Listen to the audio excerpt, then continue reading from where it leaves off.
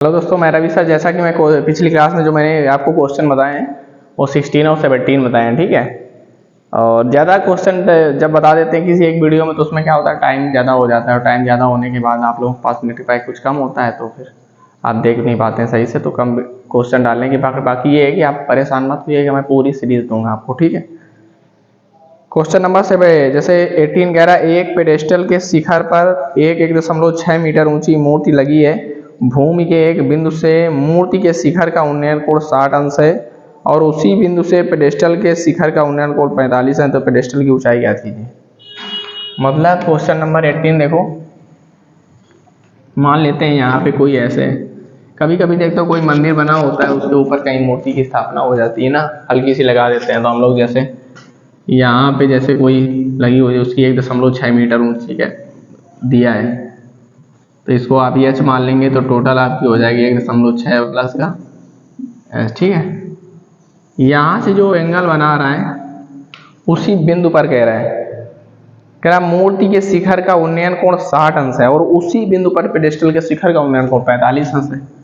मतलब ये आपका 45 अंश बना रहा है और ये जो आपका यहाँ से मूर्ति से वो आपका 60 अंश बना रहा है। तो इसको आप एक्स दे दें, नाम दे दो ए बी सी और डी। तो सबसे पहले हम लोग लेते हैं tan 60। तो जब tan 60 लेंगे तो इसके सामने ये क्या हो जाएगी, लंब टोटल हो जाएगी 1.6 प्लस एच अपान एक्स। tan 60 की वैल्यू √3, इसका इसमें मल्टीप्लाई कर दो, √3x बराबर हो जाएगा 1.6 प्लस एच। इसको दे देते हैं समीकरण नंबर फर्स्ट। अब tan 45 ले लो। तो जब हम tan 45 लेंगे तो आप लोग देख रहे हैं 45 तो इतना है ना सिर्फ आपका, तो इसके सामने क्या है, लंब एच और आधा एक्स, तो आ जाएगा एच अपान एक्स। tan 45 की वैल्यू होती है 1 एच अपान एक्स। जब ऐसे मल्टीप्लाई करेंगे तो एक्स बराबर क्या आ जाएगा, ए एच आ जाएगा। अब हम लोग क्या करेंगे, समीकरण फर्स्ट में एक्स की जगह रख देंगे एच, तो यह आ जाएगा √3h equal to 1.6 plus H. ये इधर प्लस में तो इधर माइनस में आ जाएगा, इक्वल टू 1.6। अब देख रहे होंगे आप लोग इन दोनों से एच कॉमन आ रहा है, तो √3 - 1 इक्वल टू 1.6। तो एच इक्वल टू आ जाएगा 1.6 अपान √3 - 1, √3 + 1 और √3 + 1 का मैंने क्या कर दिया, संयुग्मी कर दिया, ठीक है।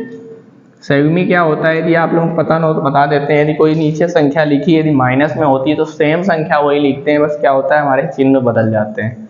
तो यहाँ माइनस होता है तो ऊपर नीचे संख्या वही लिखेंगे, बस चिन्ह क्या हो जाएंगे, बदल जाएंगे।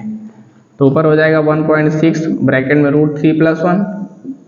और थोड़ा सा यदि हम लोग देखते हैं तो यहाँ लिखा है a - b a + b, ये फार्मूला होता है a² - b²। तो 1 का स्क्वायर करोगे तो आपका 1 ही दे देगा। तो एच इक्वल टू आ जाएगा 1.6 ब्रैकेट में √3 + 1। जब आप √3 का स्क्वायर करेंगे तो 3 आएगा और -1 3 में 1 जाएगा तो कितना बचेगा, 2 आएगा। जब 2 से हम डिवाइड करेंगे तो ये आ जाएगा 0.8 और ब्रैकेट में √3 + 1। ये आपका आंसर है दोस्तों, ठीक है। अब जैसा कि हम क्वेश्चन नंबर आपको 19 बताने जा रहे हैं। अब जैसा कि मैंने अभी क्वेश्चन नंबर आपको 18 बताया, क्वेश्चन नंबर 19 क्या कह रहा है।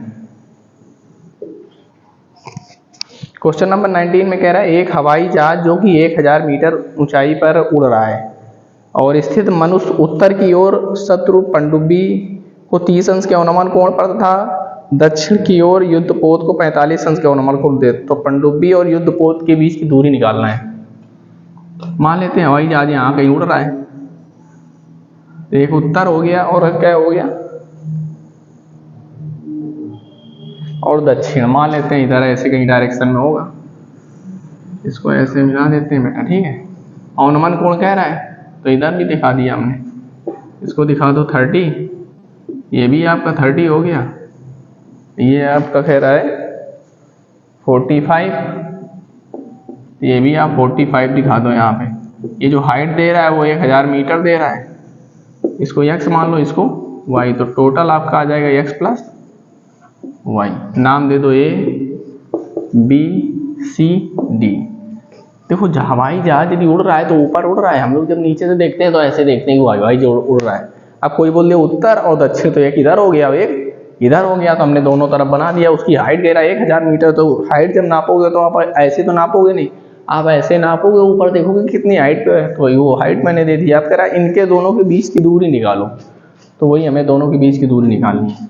तो अलग अलग निकाल लेते हैं। पहले tan 30 ले लो, तो ये लंब हो जाएगा और ये आधार हो जाएगा इसके लिए।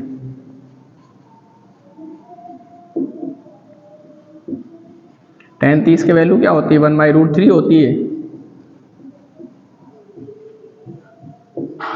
ये x का 1 के साथ मल्टीप्लाई करेंगे, x आ जाएगा। ये x की वैल्यू आ गई। अब हम लोग क्या करेंगे, इसी प्रकार इधर से निकाल देते हैं। तो tan 45 लेंगे, तो इसके सामने आपका 1000 हो जाएगा। लंब आधार क्या हो जाएगा? y। tan 45 का मान 1 होता है।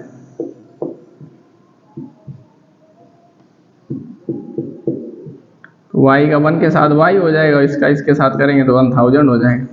इसका मतलब x का मान ये आ गया, y का मान ये आ गया, मगर अपने को निकालना क्या? x plus y. जब आप x प्लस वाई निकालेंगे तो x की जगह वैल्यू रखेंगे 1000√3 और इसकी जगह रखेंगे 1000। तो बेटा देखेंगे इन दोनों से कॉमन 1000 आ रहा है, तो अंदर हो जाएगा √3 प्लस एक आंसर आपका ये भी आ सकता है। ठीक है, यदि इसके आंसर आगे भी लाना चाहो तो आप ऐसे ला सकते हो। 1000√3 की वैल्यू रख दो और प्लस 1। 1.732 में जब आप एक जोड़ेंगे तो आ जाएगा 2.732, और जब इसमें 1000 का मल्टीप्लाई करेंगे तो 2732 यहाँ लग जाएगा पॉइंट आपका। इसका मतलब x प्लस वाई बराबर आ गया 2732 मीटर। तो एक आंसर आपका ये हो सकता है और एक आंसर ये हो सकता है। तो दोस्तों आज की क्लास जो है हमारी कहाँ तक है?